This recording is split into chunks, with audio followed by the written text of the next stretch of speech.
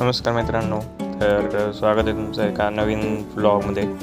तर आज संडेला हॉलिडे आहे आपला, त्यामुळं ठरवलं होतं की नवीन बाईक घ्यायची आहे. तर इथे विमाननगरमध्ये असलेल्या BU भंडारी ट्रायम्फ शोरूमला व्हिजिट केली आणि इथल्या 3-4 मॉडेलची मला टेस्ट राईड घ्यायची आहे, ते मी बघितलेत. तर त्यामध्ये आहे स्पीड 400, स्पीड 400X स्क्रॅम्बलर, T4 आणि स्पीड 400XC. तर इथे आल्यावर कळलं की XC जस्ट मी यायच्या आधीच 10-15 मिनटं सर्व्हिसला गेली आहे आणि त्यामुळे नाही अवेलेबल होऊ शकत आहे. तर स्क्रॅम्बलर टेस्ट राईड करूया पहिल्यांदा.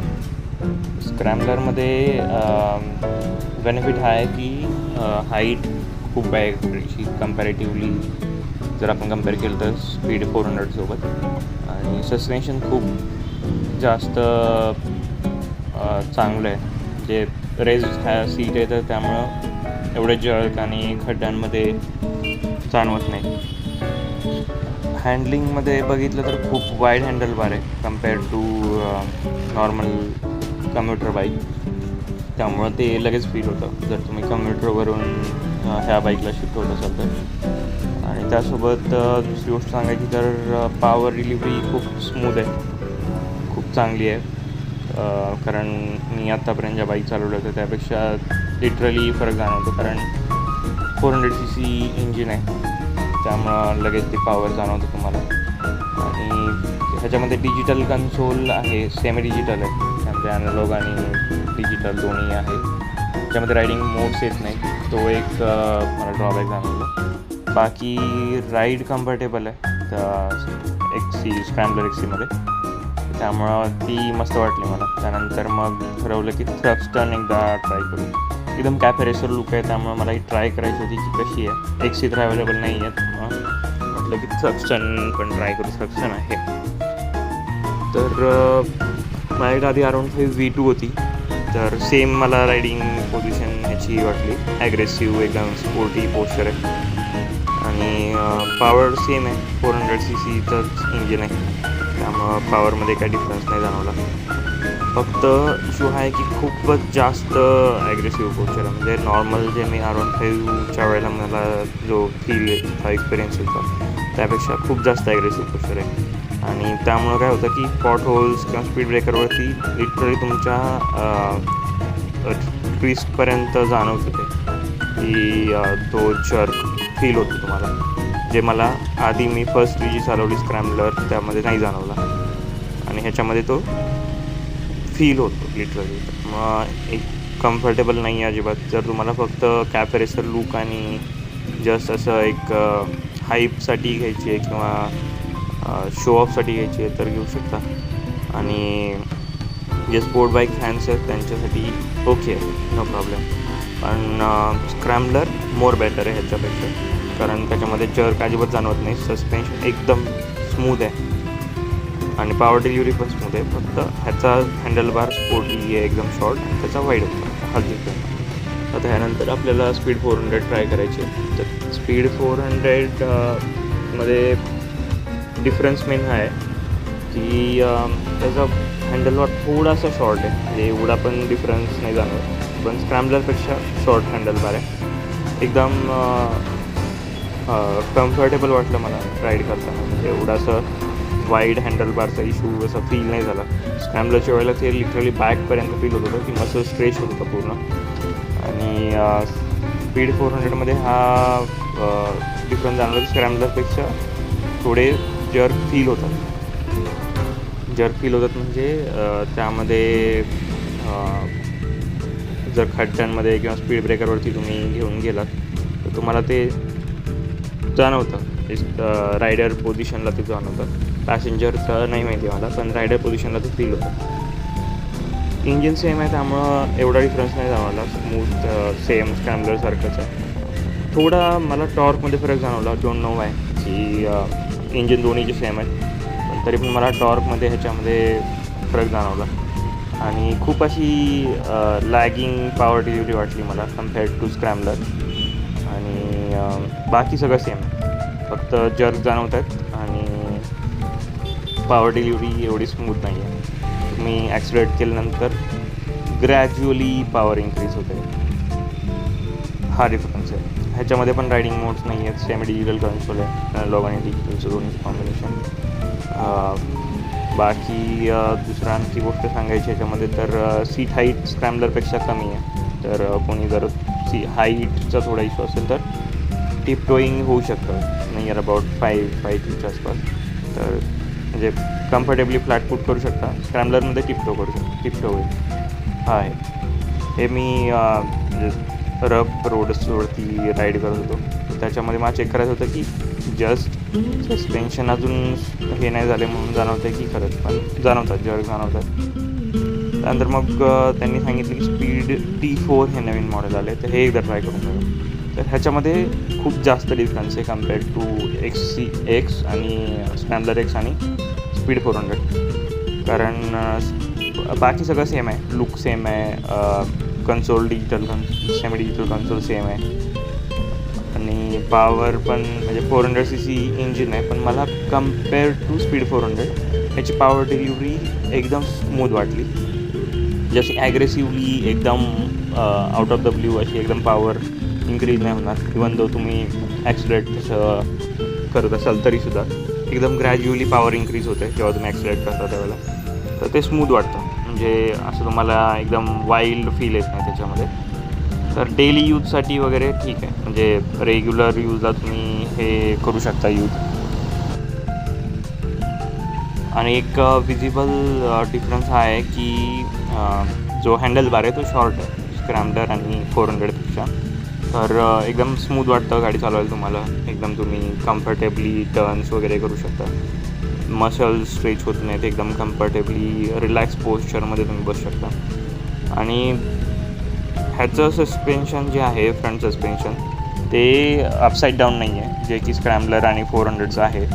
तरीसुद्धा मला फ्रंट सस्पेन्शन ह्याचं जास्त स्मूथ वाटलं, कम्फर्टेबल वाटलं.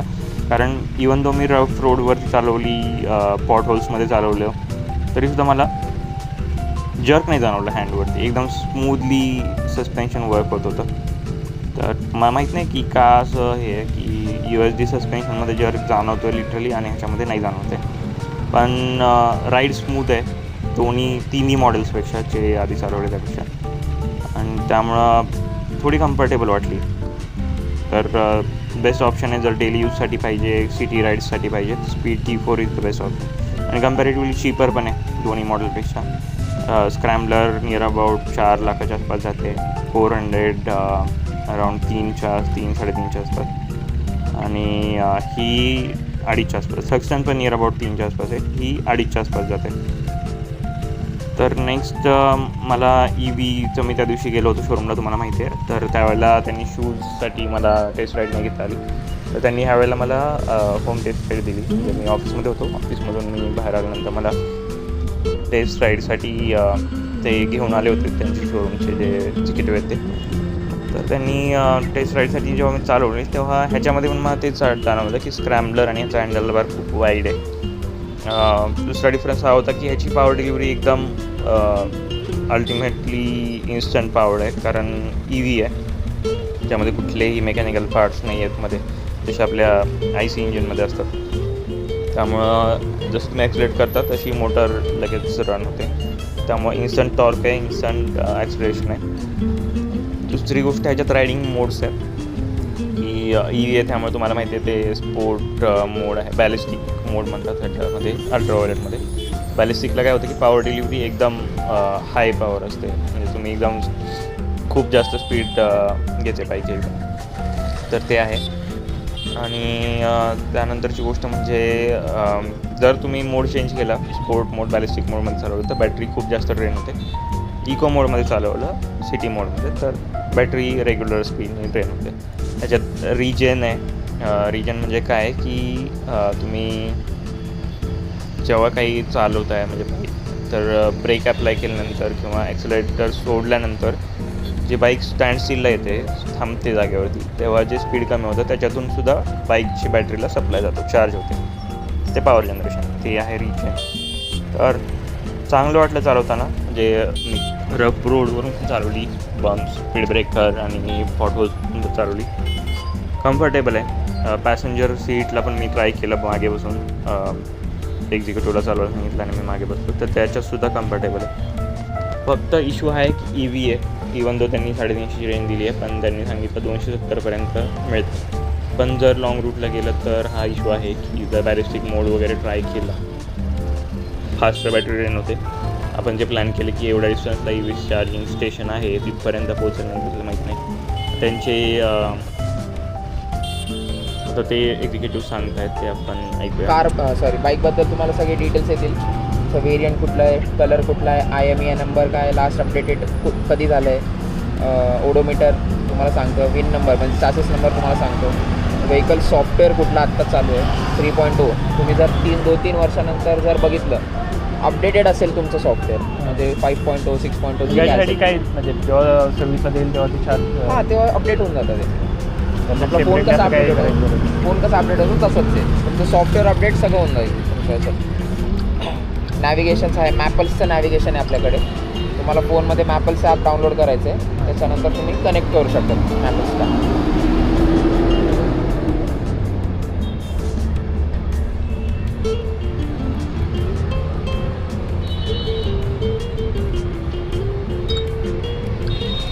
माय ट्रिप्स, ट्रिप 1, ट्रिप 2, ट्रिप 3. सेटिंग्समध्ये जाऊन तुम्ही डिस्प्ले सेटिंग्स तुम्ही चेंज करू शकता, जसं ब्राईटनेस झालं, मोड झालं. साऊंड तुम्ही हा जो डिस्प्लेचा जो साऊंड आहे तो चेंज करू शकता तुम्ही. तुम्हाला समजा एक 10-12 दिवसासाठी कुठे जायचं असेल आणि बाईक तुमची घरीच असणार आहे, डीप स्लीपला टाकून देऊ शकतात तुम्ही. कसं तुमची कमीत कमी बॅटरी ड्रेन होईल तुमची, बेसिकली असं म्हणायचं मला.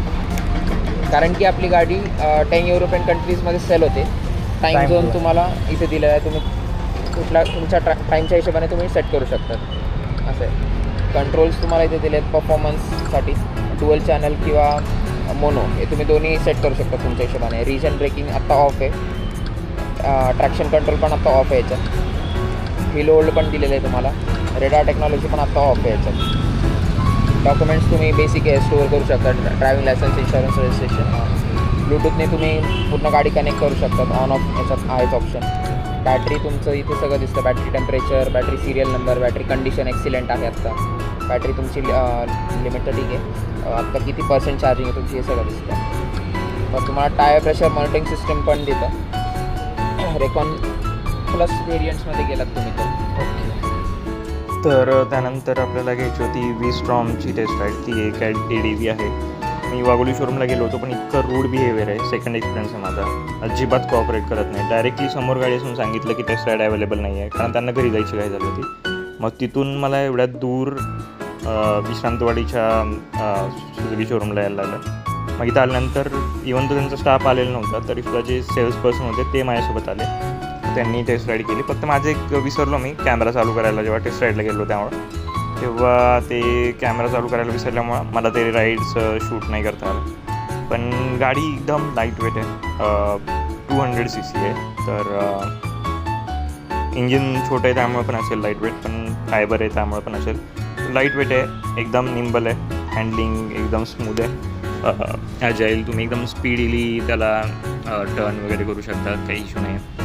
इंजिन पण स्मूथ वाटलं मला. फक्त त्यामध्ये असं वाटलं की नॉईज खूप येत होतं, म्हणजे ते फायबरमुळे असेल कशामुळे असेल, पण तो नॉईज येत होता मला फायबरचा. जेव्हा मी अजून स्पीड पण नव्हतं वाढवलं, नॉर्मल मी फर्स्ट, सेकंड, थर्ड गिअरमध्ये ट्राय केलेलं. तर तिथला इथंच लोकल फक्त, कारण त्यांचे सेल्स पर्सन होते. मी सेल्स पर्सनला जास्त वेळ बाहेर नाही येत, त्यांना घेऊन गेलो होतो, कारण जे त्यांचे टेस्ट राईडवाले एक्सपर्ट होते ते याला 1-1.5 तास लागणार होता आणि मला तेवढा टाईम नव्हता, त्यामुळं मला लगेच करायची टेस्ट राईड. तर गाडी एकदम स्मूथ आहे, इंजिन फक्त फायबर नॉईज आहे, लाईट वेट आहे, पण तेवढं काय म्हणतात त्याला, आपल्याला फील होतं लिटरली की लाईट वेट असल्यानंतर पॉवर डिलिव्हरी पण कमी आहे. आणि ह्याच्यामध्ये 800 cc एक मॉडेल येतं, ते इथं अवेलेबल नाही आहे, ते पुलगेटच्या शोरूमला अवेलेबल आहे. तिथं सगळे हाय एंड सुझुकीचे मॉडेल पण अवेलेबल आहेत, तर तिथे जायला लागेल म्हटलं. ठीक आहे, म्हणजे गाडी टेस्ट राईड केल्यानंतर मला ओके वाटलं, त्यामुळे म्हटलं की 800 सेगमेंटला एवढं आपल्याला नाही जायचं लगेच, तर ठीक वाटली. म्हणून मी त्यांना सांगितलं की मी कळवतो कशी आहे काय एक्सपिरियन्स बाकीच्या मॉडेल टेस्ट राईड झाल्यानंतर. इथं विस्टॉम 250 तुम्ही म्हणजे जर तुम्हाला ADV घ्यायची आणि लो पॉवरमध्ये एकदम लाईट वेट हवी आहे तर हे मॉडेल तुम्ही कन्सिडर करू शकता. आणि सुझुकीचे इंजिन तुम्हाला माहिती आहे स्मूथ असतात, जापनीज कंपनी आहे. आणि हँडल बार पण याचा एकदम वाईड नाही आहे, कम्पॅरेटिव्हली एकदम शॉर्ट पण नाही आहे, मिड साईजला आहे. त्यामुळं रिलॅक्स वाटतं चालवताना, त्यात काही नको. तिथून मग मी पुढे आलो रॉयल एनफिल्डला, जे विमाननगरचं शोरूम आहे. तिथं आल्यानंतर मला असं काही मॉडेल दिसलं इथे. म्हटलं की आता इथे टेस्ट राईड होईल. मी ऑलरेडी त्यांना एकदा हे चेक केलं होतं, तर टेस्ट राईड घेऊया म्हटलं आपले जे हिमालयन मॉडेल आहे त्यासाठी. तर इथं आलो, म्हटलं की टेस्ट राईड घेऊन लगेच आपल्याला पुढे निघतं आहे. तर इथं आल्यानंतर त्यांनी मला सांगितलं की टेस्ट राईडसाठी बाईक अवेलेबल आहे, पण बाईक अवेलेबल असली तरी सुद्धा चावी नाही आहे बाईकची, कारण कोणीतरी कस्टमर घेऊन गेलं आहे. मला एक क्वेश्चन हा होता की कस्टमर कसे घेऊन जाऊ शकतात चावी. मग तिथून मी वाघोली शोरूमला कॉल केला रॉयल एनफिल्डला, आणि तिथं त्यांना विचारते, म्हटलं आहे तुम्ही या, मी टेस्ट राईडसाठी अवेलेबल आहे बाईक. म्हटलं ओके. मग हे वाघोली ट्रॅफिकमधून वाट काढत जायला लागलं शोरूमला. इथं खूप जास्त लॉट होता, खूप जास्त स्टॉक आहे बाईक्सचा. सगळे हाय एंड हाय CC इंजिनपासून ते आपले इलेक्ट्रा क्लासिकच्या त्या मॉडेलपर्यंत सगळे बाईक्स अवेलेबल.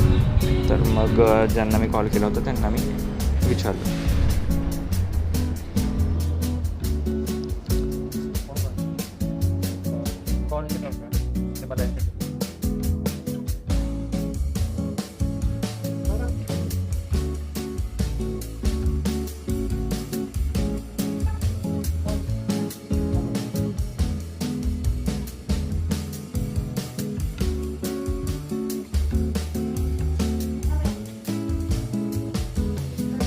तर तिथेच उभी होती ही हिमालयन 450 व्हाईट कलरमध्ये, कॅमेट व्हाईट कलरमध्ये, एकदम मॅट फिनिशमध्ये. दिसायला एवढी मस्त दिसते, म्हणजे मला स्टार्टिंगलाच वाटत होतं की खूप हेवी आहे, खूप बल्की आहे. पण जेव्हा मी हे मॉडेल बघितलं तेव्हा असं कळलं की ती इंजिन तिचं एवढं मोठं असल्यामुळे आणि टँक कॅपॅसिटी वाढवल्यामुळे ती बल्की दिसते. पण handle bar as compared to ट्रायमचे मॉडेल आणि ॲज कम्पेअर्ड टू मी जे दुसरे ADVचे मॉडेल चालवले त्याच्यामध्ये कम्फर्टेबल वाटलं मला. आणि त्याच्यामध्ये त्यांनी डिजिटल कन्सोल दिलेला आहे. एक सेंट्रलला जो गोल स्पीडोमीटर आहे तो. मग त्या मॅडमला ते कॅमेरा पकडायला लावला आणि मग मी म्हटलं, त्या म्हटलं की टेप्स तुम्ही बसून बघू शकता, तुम्हाला कम्फर्टेबल वाटतं आहे. त्यानंतर आपण ते टेस्ट राईडची बाईक हे करायला जाऊया, ते डिस्कशन करूया. म्हणून मग ते सेंटर स्टँडला होती त्यामुळे बसायला काही इश्यू नव्हता. इथे त्यांनी सीट वगैरे लावलेले आहेत, त्याच्यामध्ये रॅली सीट, समपॅड आणि स्प्लिट सीट, ते सगळे ऑप्शन आहेत त्यांच्याकडे. मग विचारलं की ॲक्सेसरीज वगैरे काय आहेत, तर त्यांनी सांगितलं की ते डिपेंड ऑन मॉडेल आहे, तुम्ही कोणतं मॉडेल घेता त्यानुसार काय फी शोरूम साईडनी काही ॲक्सेसरीज भेटतात, काही तुम्हाला पेड घ्यायला लागतात, ते आहे. आणि वाईट नाही आहे त्यामुळे एकदम मला रिलॅक्स पोश्चर वाटलं बसल्यानंतर. हाईट पण एवढी जास्त नाही आहे जेवढी वाटते मग गाडीकडे बघितल्यानंतर. कीप टोईंग होतं, तर तुम्ही 5.2च्या आसपास असाल तर. USB चार्जर आहे कंपनीकडून त्याला दिलेला. आणि त्यासोबत तुम्ही जर बघितलं तर त्यांची बटनची जी थीम आहे ती चेंज केली आहे रॉयल एनफिल्डने. आमच्याकडे आधी इलेक्ट्रा होती, तर त्यावेळेला असे बटन स्टार्ट आपले नॉर्मल जे बाईकला येतात तसे होते. आता ह्यांनी हे राऊंडवाले बटन स्टार्ट केले की ते ऑटोमॅटिकली त्याच्या आयडल पोझिशनला येतात. नंतर तेच त्यांनी लाईटसाठी केलं आहे, तेच त्यांनी पॉवर स्टार्टसाठी केलेलं आहे. दुसरी गोष्ट म्हणजे ह्याची सीटची जी कुशनिंग आहे ते आणि ह्याचे इंजिन आहे ते, ह्या दोन्हीबद्दल खूप जास्त डिफरन्स ऑफ ओपिनियन आहेत लोकांचे की इंजिन खूप बल्की वाटतं, पुढे हे करतात. अरे पण पॉवर तेवढी तर ते बल्की होणारच. आणि लिक्विड कूल्ड आहे त्यामुळे आणखी बल्की होतं, कारण ते लिक्विड कूलिंग लागतेच एवढ्या पॉवरफुल इंजिनला. स्पोक व्हील आहेत ते एकदम बेस्ट आहे, कारण ADV किंवा जे ॲडव्हेंचर जे मॉडेल आहेत तर त्याला स्पोक व्हील लागतात. कारण जेव्हा तुम्ही खड्ड्यात वगैरे जाता तर ॲलॉय व्हीलला क्रॅक येण्याचे चान्सेस असतात. आणि आणि जे स्पोक व्हील असतात ते शॉक ॲब्सॉर्ब करून घेतात जर ते खड्ड्यामध्ये जर्क वगैरे जाणवलं तर आता हे बॅक रेस्ट आपल्याला ह्याला ॲड करता येत नाही असं त्यांनी सांगितलं. पण आफ्टर मार्केटमध्ये तर खूप जास्त ऑप्शन आहेत, तर मे बी कोणी त्याचं इन्व्हेन्शन केलेलं असेल. टायर वाईड आहे मागचा आणि फ्रंटचा थोडासा नॅरो आहे. मे बी 19 इंच आहेत, आय थिंक 19 इंचेस आहेत. तर त्यांनी कोटेशन दिलं, तर कोटेशनमध्ये हा जो मॉडेल आता दिसत आहे त्या मॉडेलमध्ये अराऊंड 4-4.5च्या आसपास जात होते. आणि त्याच्यामध्ये एक दुसरं एक माना ब्लॅक म्हणून त्याच्यामध्ये रॅली सीट बाय डिफॉल्ट होते, तर ते 5 लाखाच्या अराऊंड जातं ऑन रोड. तर ही आहे आपली की टेस्ट राईड मॉडेलची. तर बघूयात, कारण बाहेर खूप जास्त लॉट आहे, खूप जास्त स्टॉक आहे यांच्याकडे वाघोलीच्या चोपडा मोटर्समध्ये. बिहेवियर स्टाफचं एकदम बेस्ट होतं कम्पेअर टू जे विमाननगरच्या शोरूममध्ये जो एक्सपिरियन्स आला. तर हा इश्यू होता की त्यांनी मॅडमनी सांगितलं की जे मॉडेल अवेलेबल आहेत ते मे बी कोणीतरी बुक केलेले आहेत. आणि दुसरी गोष्ट ही की जर घ्यायची आहे गाडी तर अराऊंड 45 डेज त्यांनी वेटिंग आहे असं सांगितलं. तुम्ही बघू शकता किती त्यांच्याकडे कोणत्या रेंजचा किती स्टॉक आहे ते. आणि हे होतं स्क्रॅम मॉडेल. स्क्रॅममध्ये सगळं नियर अबाउट सेम आहे, फक्त हाईट कमी आहे त्या बाईकची. आणि तर ते असे बरेच हिमालयन वगैरे सर्व्हिसिंगला आलेले आहेत, क्लासिक, इलेक्ट्रा, इंटरसेप्टर, GT, बरेच मॉडेल आहेत त्यांच्याकडे.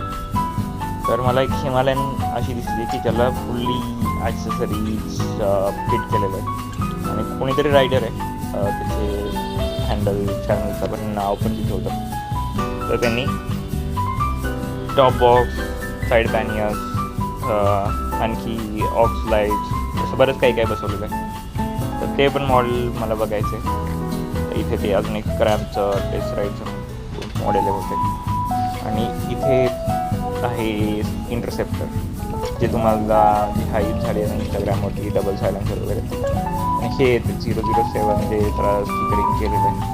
तर हे मॉडेल आहे की जे कोणाची तरी बाईक स्वतःची आहे आणि त्याच्यामध्ये त्यांनी कस्टमाइज केलं आहे. त्यांनी सेपरेट डिस्प्ले लावला आहे नॅव्हिगेशनसाठी, मोबाईलसारखा लावायला म्हणून. आणि ऑक्स लाईट्स आहेत, पॅनियर्सला त्यांनी रॅक बसवलेला आहे, टॉप बॉक्स आहे तिथे. आणि पुढे बघितलं तुम्हाला कॅमेरा पण दिसेल, फ्रंट अँड रिअर दोन्ही कॅमेरे. तर 007 फॅन आहे, जेम्स बॉन्ड फॅन कोणीतरी, त्यांची बाईक आहे. एकदम नाईसली मॉडिफाईड केली, अशी ओव्हर काही त्यात फिटिंग नाही आहे किंवा असं त्याला खूप असं करायचंच म्हणून मॉडिफाय करायचं आहे बळजबरी असं काही नाही. एकदम डिसेंट मॉडिफिकेशन आहे. तर ते बघतायत त्यांच्या टेस्ट राईड मॉडेल तोपर्यंत बघूया. इथं तुम्हाला दिसतं एक माना ब्लॅक मॉडेल आहे आणि एक ग्रे, स्लेट ग्रे. ते 2 बाईक्स आहेत इथे हिमालयनमध्ये. तर जे राईट साईडला दिसतंय ते माना ब्लॅक आहे, जे टॉप मोस्ट अवेलेबल मॉडेल आहे हिमालयनमध्ये. आणि त्याची प्राईस जाते 5 lakhs अराउंड ऑन रोड. आणि जे लेफ्ट साईडला आहे ते आहे स्लेट ग्रे मॉडेल, जे सेकंड टॉप म्हणू शकतात. आणि ते दोन्हींची प्राईजमध्ये नियर अबाउट 30-35 हजाराचा डिफरन्स आहे काहीतरी. त्यामुळे लोक बऱ्यापैकी हेच घेतात. तर जे माना ब्लॅकमध्ये तर ते बाय डिफॉल्ट त्याला रॅली सीट येते आणि त्याला टॉप बॉक्स अटॅचमेंट वगैरे नाही करतात. तर ते ही आपली इंटरसेप्टर, जी लोक डबल सायलेन्सरची गाडी म्हणून ओळखतात. GTमध्ये आणि ह्याच्यामध्ये हा फरक आहे की GTपेक्षा ह्याचं इंजिन खूप जास्त स्मूथ केलं आहे. हे स्क्रॅम मॉडेल आहे. त्याच्या पलीकडे तुम्हाला दिसते ते क्लासिक, हे पण स्लेट ग्रेमधलं available model. I guess comet white आहे, ते धुळीमुळे स्लेट ग्रे झाले. वाघोलीची धूळ ह्या अशीच आहे, कंटिन्यू दिवस रात्र धुळत चाललेलं असते इथं वाघोलीमध्ये. त्यामुळे ते कॅमेट व्हाईट पण स्लेट ग्रेसारखं दिसतं. बराच स्टॉक आहे यांच्याकडे. आता ते काढतायत जाऊन, ते त्यांची चावी सापडत नाही आहे. आणि कोणीतरी कस्टमर त्यांची गाडी जे टेस्ट राईडचे बाईक्स लावून ठेवल्यात त्याच्या मागे एक्झॅक्ट बॅकला लावून गेलं, त्यामुळे तेही पण काढायला लागेल. त्यासाठी ते हेल्पिंग स्टाफला बोलवतात. तोपर्यंत म्हटलं बाईक बघूयात. हिमालयनबद्दल मी अजून फर्स्ट टाईमच टेस्ट राईड करतो, त्यामुळे मला तर असं काही प्रिज्युडिस वगैरे काही नाही आहे की अशीच आहे तशी आहे. बघूयात कसा फील आहे. काढली त्यांनी बाईक, आता आपण टेस्ट राईड करूया. तर स्टार्ट जेव्हा केली तेव्हा जो एकदम साऊंड होता तो मला एक्सपेक्ट होता एकदम असा लाऊड जसं रॉयल एनफिल्डमध्ये असतो, पण एकदम स्मूथ इंजन आहे. ते एक सरप्रायझिंग गोष्ट होती. Second is instantly acceleration response. म्हणजे मी फर्स्ट गिअरमध्ये तर टॉर्क एवढा आहे की 450cc इंजिन आहे ते आहे, पण टॉर्क पण चांगला आहे. ॲडव्हेंचर कॅटेगरीमध्ये सगळ्यात बेस्ट फील झालेला टॉर्क हा आहे. त्यानंतर आणखी गोष्ट म्हणजे ह्याच्यामध्ये रायडिंग मोड्स आहेत आणि पुढे डिजिटल कन्सोल आहे. तर डिजिटल कन्सोलमध्ये सगळं दिसतं आहे की जसं ॲक्टिवेशन आहे तसं ते स्पीडचा जो टॅक्सोमीटर आहे पूर्ण तो स्पीडोमीटर व्हॅरी होतो स्पीड ते इन्स्टंटली त्यात कोणतं लॅग वगैरे नाही आहे. आणि रॉयल एनफिल्डचे जे ॲप आहेत तर ते कनेक्ट केल्यानंतर फोनसोबत तर ते फोन ऑन केल्यानंतर त्याच्यामध्ये आपल्याला GPS नॅव्हिगेशन वगैरे सगळं दिसतं. आणखी हे एक गोष्ट की मला वाटत होतं की खूप जास्त हेवी असेल, पण स्टँडशिनला जेवढी तुम्हाला हेवी वाटते बाईक तेवढीच निंबल आणि ॲजाईल जेव्हा तुम्ही राईड करता तेव्हा वाटते.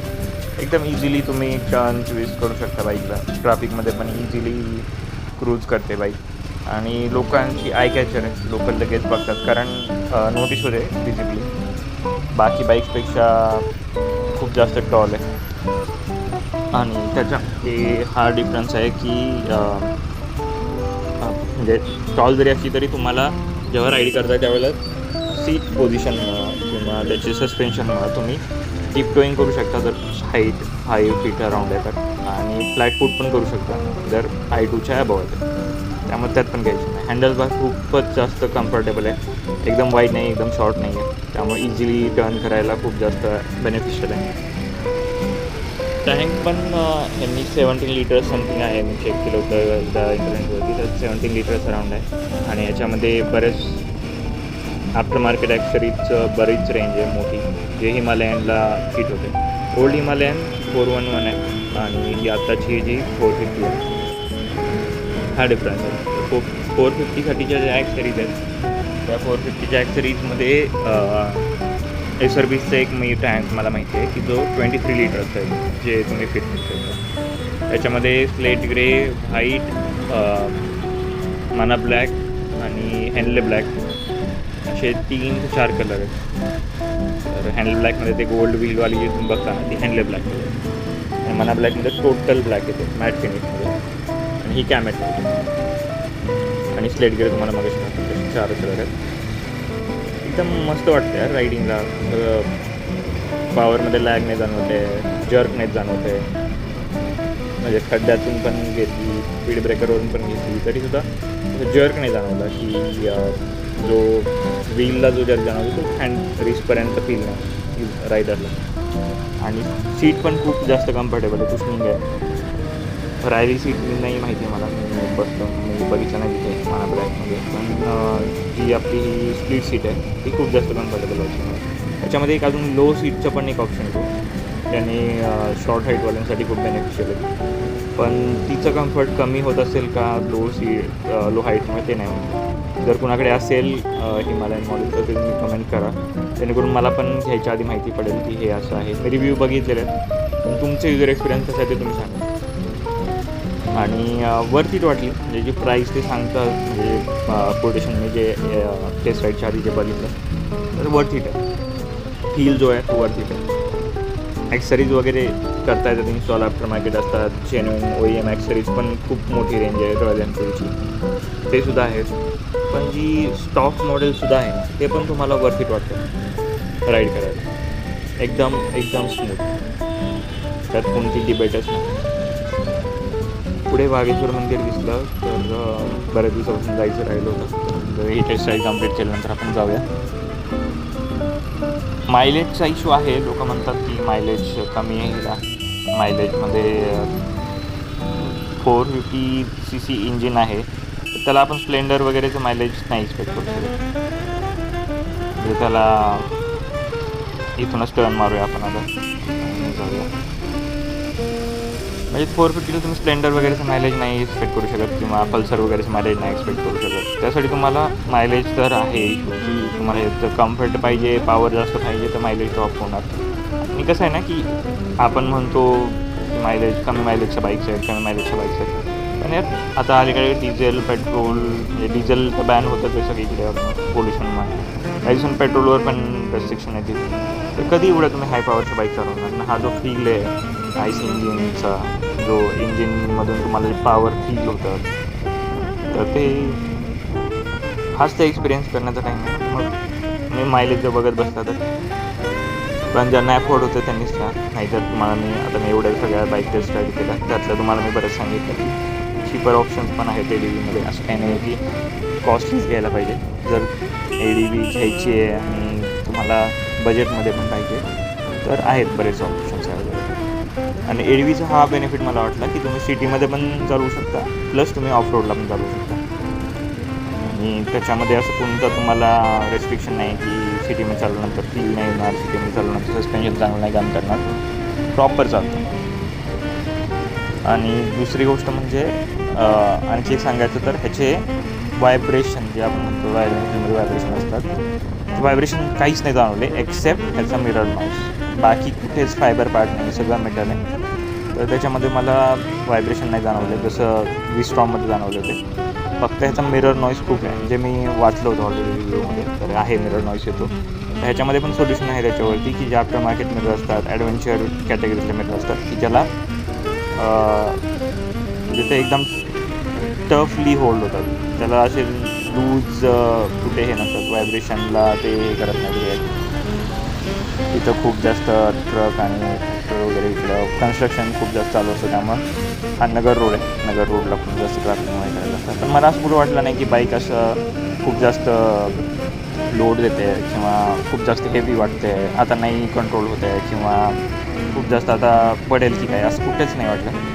एकदम इझिली मी टर्न करत ट्रॅफिकमधून रोड काढत होतो पुढे जायला. आणि टर्न करताना हा एक आहे की जर यू टर्न करताय तर त्याला रेडियस मोठी लागते ह्या बाईकला, कारण याची टर्निंग रेडियस कमी आहे. म्हणजे टर्निंग रेडियस जास्त आहे. टर्निंग रेडियसला तुम्हाला हँडल कामं येत नाही, तुम्हाला डिस्टन्स कॅल्क्युलेट करूनच तुम्हाला मोठा गॅप बघून यू टर्न घ्यायला लागेल. तर जेवढं त्यांनी कोटेशन वगैरे सांगितलं त्याच्या अकॉर्डिंग मला ठीक वाटलं. फक्त 5 लाखाच्या अराउंड च्या प्राईस सेगमेंटमध्ये ही बाईक जाते. तर आपल्याला थोड्या बजेटचा विचार करायला लागेल जर हे मॉडेल कन्सिडर केलं तर. नाहीतर मग बाकी ऑप्शन्स पण बघितले त्याच्यात मी बघतो. हिमालयनचं जे त्यांनी इम्प्रूव्हमेंट केलेत, जे मागचे त्यांचे 411चे जे युजर फीडबॅक होते, जे त्यांचे कस्टमर फीडबॅक होते, त्याच्यावर बऱ्याच लोकांनी कंप्लेंट केलं होतं त्याच्याबद्दल. त्यातून ह्यांनी खूप जास्त अल्टिमेटली अपग्रेड केला. त्याच्यात अपग्रेडचा हा सीन आहे की अपग्रेड केलं म्हणजे फक्त असं नाही की लूक अपग्रेड केला, हेडलाईट कुठेतरी बदलली आहे किंवा काहीतरी टायर वगैरे छोटा मोठा असं काहीतरी केलं आहे. इंजिन्स खूप जास्त रिफाईन केलं आहे, डिजिटल कन्सोल आहे, स्पेस मॅनेजमेंट केलेली आहे, ॲक्सेसरीजवरती काम केलेलं आहे. जे जेन्युइन ॲक्सेसरीज आहेत त्यांची रेंज वाढवली आहे की जेणेकरून कस्टमर्सला फक्त आफ्टर मार्केटवरती डिपेंड राहायला लागू नये. त्यांच्या OEM ॲक्सेसरीज आहेत ज्या रॉयल एनफिल्डच्या, त्यांची रेंज खूपच जास्त मोठी आहे. म्हणजे तुम्ही जर चेक केलं तर इवन रायडिंग गिअर्ससुद्धा रॉयल एनफिल्ड प्रोव्हाइड करते. तुम्ही जर चेक केलं तर लाईटमध्ये सुद्धा ऑप्शन रॉयल एनफिल्ड प्रोव्हाइड करते. सीटमध्ये ऑप्शनसुद्धा रॉयल एनफिल्ड प्रोव्हाइड करते. आणि त्यापेक्षा पुढे जायचं म्हटलं तर जे फिटमेंट्स आहेत, सेफ्टी फिटमेंट्स म्हणजे गार्ड्स वगैरे, ते सुद्धा रॉयल एनफिल्ड प्रोव्हाइड करते. म्हणजे काही बाईक्समध्ये आहे ना की तुम्हाला आफ्टर मार्केटवर डिपेंड राहिला तर त्यातला हा सीन नाही आहे. बाईकसोबत जेन्युइन ॲक्सेसरीज फिट करून तुम्ही टोटल मॉडिफाईड करून बाईक शोरूमच्या बाहेर जाऊ शकता. इतकी ॲक्सेसरीज आहे. थोडे महाग आहेत पण क्वालिटी पण तशी आहे. जेन्युइन ॲक्सेसरीज असतात तर क्वालिटी तशी असते. पण रॉयल एनफिल्डची क्वालिटी खूप लोकांनी फीडबॅक दिला आहे, असं नाही, चांगल्या मोठ्या रायडर्सनी फीडबॅक दिला आहे की रॉयल एनफिल्डच्या ॲक्सेसरीजमध्ये तेवढी क्वालिटी आहे. तर ठीक वाटली मला बाईक. असं म्हणजे माझा पर्सनल फीडबॅक आहे after this test ride. Worth it आहे एक्सपिरियन्स हा हिमालयनचा. तुम्ही बघताय की मी टिप टोईंग जरी करत असलो तरी मी फ्लॅट फूट पण करू शकतो. फ्लॅट फूट आहे आणि हे लो सीट नाही आहे, नॉर्मल स्प्लिट सीट आहे. त्याच्यामध्ये लो सीट घेतल्यानंतर तर आरामात फ्लॅट फूट होऊ शकतं. तर इथे आपली युनिकॉर्न उभी आहे, सांगितलेलं कॅमेरा होल्ड करायला. इथे लावून आपण जाऊयात आणि त्यांच्याशी बोलूयात, बघूयात. म्हणजे कोटेशन तर घेतलेलं आहे, त्यांनी सांगितलेलं कितीपर्यंत प्राईस जाते. डिस्काउंट वगैरे नाही आहे पॉसिबल मे बी. आणि ॲक्सेसरीजमध्ये पण जास्त काही फ्री ऑफ कॉस्ट नाही भेटत आहे. त्यांनी सांगितलं की इंजिन गार्ड वगैरे भेटतं फक्त, बाकी नाही काय भेटणार. आणि दुसरी गोष्ट म्हणजे ॲक्सेसरीज जरी फिट करून घ्यायच्या म्हटलं तर ह्याच्यामध्ये रॉयल एनफिल्डचं मेक इट युअर्स ॲप आहे, MYI. तर त्याच्यामध्ये तुम्ही कस्टमाइज करू शकता ऑनलाईन जाऊन. ॲपमध्ये पण कस्टमाइज करता येतं की तुम्ही घ्यायच्या आधीच तुमची बाईक पूर्ण काय तुम्हाला फिट करून पाहिजे, काय पाहिजे ते सगळं 3D व्हिज्युअलायझेशनमध्ये तुम्हाला दिसतं. आणि त्याच्या अकॉर्डिंग तुम्ही सगळं ते कस्टमाइज केल्यानंतर तुम्हाला बुक करता येते बाईक. म्हणजे तुम्ही जे बुक केलं ना त्याच्या अकॉर्डिंग तुम्हाला बाईक डिलिव्हर होते. तर आणखी एक गोष्ट म्हणजे आपल्याला वागेश्वरला यायचं तर बऱ्याच दिवसापासून चाललं होतं यायचं. तर आता इथे गर्दी काय नाही आहे, वीकडे आहे त्यामुळं. आणि भजन वगैरे काहीतरी चाललं आहे, म्हणजे इथं काहीतरी कार्यक्रम होता. पुढे पण दिसतंय त्यांनी सजावट वगैरे केली आहे. तर ह्या मंदिराची खासियत ही आहे की पुरातन मंदिर आहे, म्हणजे प्रसिद्ध आहे सगळ्याकडे. आणि दुसरं गोष्ट म्हणजे लोक इथे सगळी काळजी घेतात, ते साफसफाई वगैरे ठेवतात. त्यामुळे इथं असं काही मला कचरा वगैरे काही दिसणार नाही. गणपतीची फुलापासून बनवली रांगोळी काढली मस्त. इथं नंदीच्या इथं आलं की कोणी ना कोणी थांबलेलं असतं नंदीच्या गाण्यात काहीतरी सांगायला. काही श्रद्धा आहे लोकांची, आपण काय बोलू शकतो. आणि इथं त्यांनी मध्ये मंदिराचं काम चाललं होतं, त्या रजितनुसाराचं त्यांनी मस्त केलेलं आहे सगळं, म्हणजे जीत सगळे भरून नेल्यासारखं. इथं गणपतीची मूर्ती मस्त. हे आपले वागेश्वर महाराज. ओम नमः शिवाय. गाभाऱ्यात एकदम शांत वाटतं. आल्यानंतर मस्त दर्शन झालं. तर आलो आपण ऑफिसमध्ये आणि पार्सल आलेलं आहे. जर आपण अजून ब्लॉगिंग बाईकवरती चालू नाही केले, बाईक नाही घेतली, पण कॅमेरा घेतलेला आहे. आपण तुम्हाला माहिती आहे आधीच्या व्हिडिओमधून बघितलं असेल. तर त्यासाठी एक कॅमेरा होल्डर घेतला होता, जे बाईकवरती माउंट करून कॅमेरा अटॅच करायला. ह्याचे रिव्ह्यूज खूप ऐकले होते आणि ह्याच्यामध्ये खूप जास्त ऑप्शन्स अवेलेबल आहेत Amazonवर तुम्ही गेला तर. आणि खूप प्राइजेस डिफरंट आहेत. इवन दो की मटेरियल सेमच आहे, प्रोडक्ट पण सेम आहे, पण प्रत्येकजण आपापली ब्रँडिंग करून विकतो, तर ते व्हॅरी होतं प्राइजेस. तर हा आहे बॉक्स, त्याच्या आतमध्ये आणखी छोटासा बॉक्स आहे. तर तुम्ही बघताय motorcycle bike camera mount, stability ब्रँडचं नाव दिलं त्यांनी. तर आपण अनबॉक्सिंग करूयात काय आहे त्याच्यामध्ये. ह्याच्या आधी जो ट्रायपॉड घेतला होता कॅमेऱ्यासाठी, त्याच्यावरती कॅमेरा माउंट करून हे अनबॉक्सिंग करतो आहे, जेणेकरून अनबॉक्सिंग प्रॉपर दिसायला पाहिजे कॅमेरामध्ये. ॲल्युमिनियमपासून बनलेला आहे हा mobile bike camera mount. Metal आहे तर थोडे बेनिफिट असतात की व्हायब्रेशन कमी येतात, टफ असतं एकदम. प्लास्टिक वगैरे जसं तुटून पडतं स्पीडमध्ये वगैरे, तसं हा काही इश्यू नाही आहे. आणि त्याला नट बोल्टचं हे टाईटनिंग आहे, त्यामुळं इझिली लूज होत नाही ते.